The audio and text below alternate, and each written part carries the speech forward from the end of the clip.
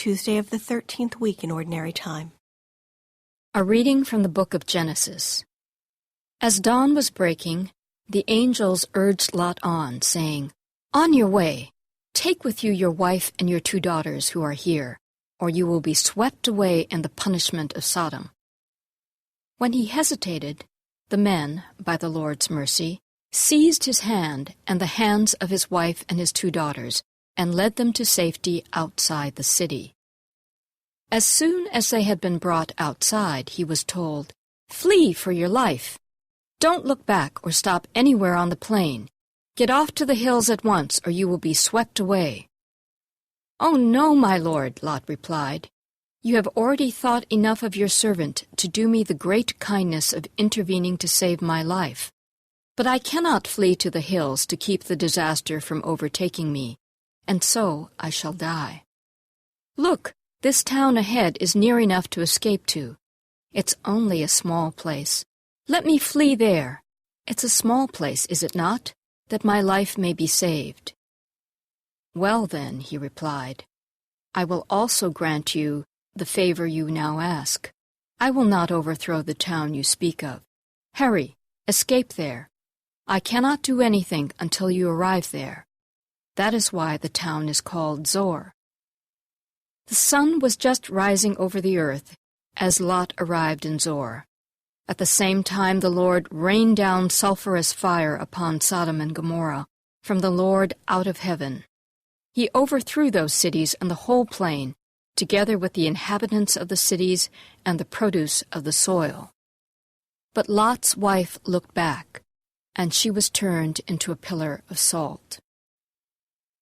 Early the next morning, Abraham went to the place where he had stood in the Lord's presence. As he looked down toward Sodom and Gomorrah and the whole region of the plain, he saw dense smoke over the land rising like fumes from a furnace. Thus it came to pass, when God destroyed the cities of the plain, he was mindful of Abraham by sending Lot away from the upheaval by which God overthrew the cities where Lot had been living. The word of the Lord. The responsorial psalm. The response is, "O Lord, your mercy is before my eyes. Search me, O Lord, and try me. Test my soul and my heart. For your mercy is before my eyes, and I walk in your truth. O Lord, your mercy is before my eyes. Gather not my soul with those of sinners, nor with men of blood my life. On their hands are crimes, and their right hands are full of bribes. O Lord, your mercy is before my eyes. But I walk in integrity. Redeem me and have mercy on me. My foot stands on level ground. In the assemblies I will bless the Lord. O Lord, your mercy is before my eyes." A reading from the Holy Gospel according to Matthew. As Jesus got into a boat, his disciples followed him. Suddenly a violent storm came up on the sea, so that the boat was being swamped by waves. But he was asleep. They came and woke him, saying, "Lord, save us! We are perishing." He said to them, "Why are you terrified, O you of little faith?" Then he got up, rebuked the winds and the sea, and there was great calm. The men were amazed and said, "What sort of man is this, whom even the winds and the sea obey?" The Gospel of the Lord. Tuesday of the 13th week in Ordinary Time. The first reading comes from Genesis 19:15-19. 2 angels had gone to visit Lot and his family who are living in the city of Sodom. Well, the people there are famous for their wickedness, and their wickedness is expressed in many ways, especially by the fact that they want to abuse these 2 visitors. They want to literally sodomize them. That's where the word comes from. And God is going to punish this city because of its wickedness. Some people would say that he's punishing them because of the sin of homosexuality. It's not just that. They're wicked in so many ways. And what they were going to do to the visitors was just an example of that. In fact, remember the hospitality that Abraham had shown to the 3 visitors who come to his tent. Well, 2 of those visitors are these angels who are visiting Lot, and we see the lack of hospitality, the absolute wickedness shown towards those visitors by the people of Sodom.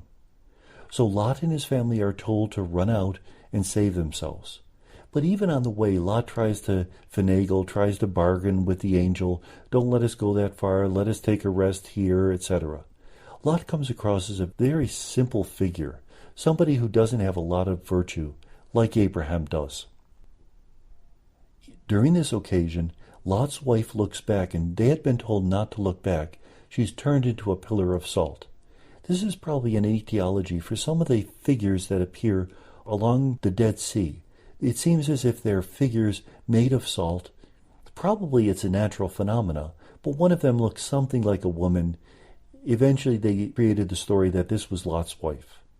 The whole valley is destroyed. What once had been a place that almost seemed like paradise is destroyed because of its sinfulness. You cannot judge things according to their surface values. You have to look at the spiritual values.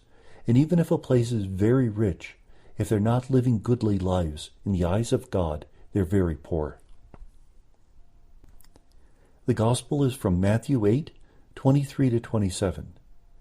Jesus is asleep in a boat that's crossing the Sea of Galilee. There's a storm, and the disciples wake him. His response, "Why are you terrified, O little of faith?" He rebukes the wind and the sea, and it calms. Remember, the sea is a reservoir for evil, a place where the sea creatures Leviathan and Rahab live. So it's considered a reservoir of all the diabolic forces that would attack creation. Jesus is able to calm the sea. So this is not simply a nature miracle in which Jesus has power over the forces of nature.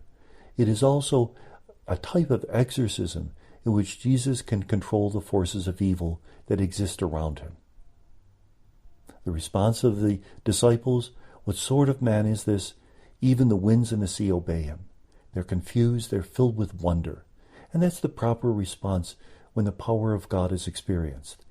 A sense of both attraction, that we want to get closer and see what's going on, but also a sense of fear, that we're in the midst of something that goes beyond our understanding, and we're almost afraid. We recognize our brokenness, and we're not worthy to be in the presence of God. And may God bless us.